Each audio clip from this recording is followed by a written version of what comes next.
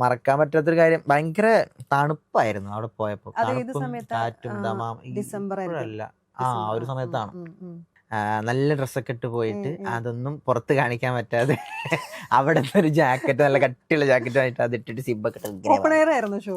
Open air ആയിരുന്നു. അപ്പൊ പിന്നെ അത് കാറ്റ്. ഒരു ആംഫി തിയേറ്റർ പോലത്തെ ഒരു ഉം. ഔട്ട്ഡോർ ഉം, തിയേറ്റർ ഉം, ആയിരുന്നു. ഉം, ഉം, ഉം. മധുചേട്ടനൊക്കെ ഉണ്ടായിരുന്നു. ഉം, ഉം. അടിപൊളിയായിരുന്നു. ഉം.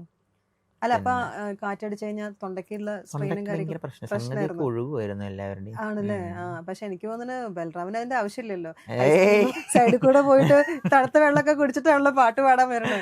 ഇത് ഒരുപാട് അയ്യോ, അവിടെ വന്ന ഗസ്റ്റ് പോലും അവിടെ ഞങ്ങളുടെ ടെന്റിന്റെ അകത്ത് ഇരുന്നിട്ട് ചൂട് കായായിരുന്നു. ആസിഫ് അലി, ആസിഫ് ക, ഉം, അതുപോലെ തന്നെ നിഖില ചേച്ചി വന്നിട്ടുണ്ടായിരുന്നു. ഉം, നിഖില ഉം. ചേച്ചിയൊക്കെ തണുപ്പ് സഹിക്കാൻ സഹിക്കാൻ പറ്റാതെ വയ്യാണ്ട്. ടെന്റിന്റെ അല്ല അകത്തായിരുന്നു കുറെ അവർക്ക് നേരം. പ്രശ്നമില്ല, അത് പാടുന്ന ആൾക്കാർക്കാണല്ലോ കൂടുതൽ പ്രശ്നം. അതെ. നിങ്ങളുടെ ത്രോട്ടിന് എന്തെങ്കിലും പ്രശ്നം വന്നു കഴിഞ്ഞാൽ ഹരിയേട്ടൻ, നമ്മുടെ മൃദംഗം വായിക്കുന്ന ഹരിയേട്ടനൊക്കെ പറയണ്ടായിരുന്നു, വിരലൊക്കെ വെറുതെ ഇരിക്കുമ്പോ തന്നെ തണുത്ത് വിറച്ചോണ്ടിരിക്കുകയാണ്. ഫ്രീസായി പോയിട്ടില്ലേ? അത് ഓപ്പൺ എയറും കൂടെ ആയതുകൊണ്ടായിരിക്കും അതെ അത്രയും. അതെ, അത് ട്രിപ്പ് അടിപൊളിയായിരുന്നു. അത് മൊത്തത്തിൽ എന്താ പറയാ, ഞങ്ങൾ ആദ്യമായിട്ട് ഞങ്ങൾ ഒരുമിച്ച് പുറത്തേക്ക് പോകുന്ന എത്ര ദിവസത്തെ ഷോ ആയിരുന്നു അത്? ഒരു ദിവസം ഒറ്റ ഒറ്റ ഷോ ദിവസം ഷോ ഉണ്ടായിരുന്നുള്ളൂ. ആയിരുന്നു. പക്ഷെ 2-3 ദമാമില് ദിവസം ഞങ്ങൾ മാത്രം. ദമാമിലുണ്ടായിരുന്നു. ഉം, ഉം, ഉം.